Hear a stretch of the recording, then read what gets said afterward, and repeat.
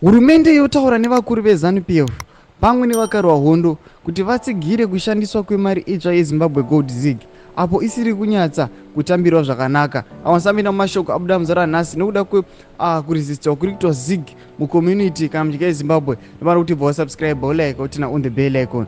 Monyo kwa mchinzi bato reZANU-PF riri kufambisa chirongwa charo chemari parallel currency mushure mekunge hurumende yazivisawo kuti yave kuparura urongwa hwekuzivisa vanhu nezvemari iyi kutanga kwemwedzi uno.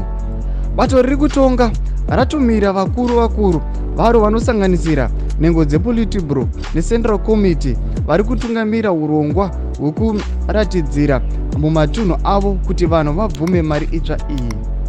Gurukota rezvemari Economic Development and Investment Promotion vamutuli Ncube avo vanove nhengo yepolitburo yeZANU-PF vakurudzira varwi vehondo yerusununguko kuti vauye kuzorwisa vanhu vari kukanganisa upfumi hwenyika.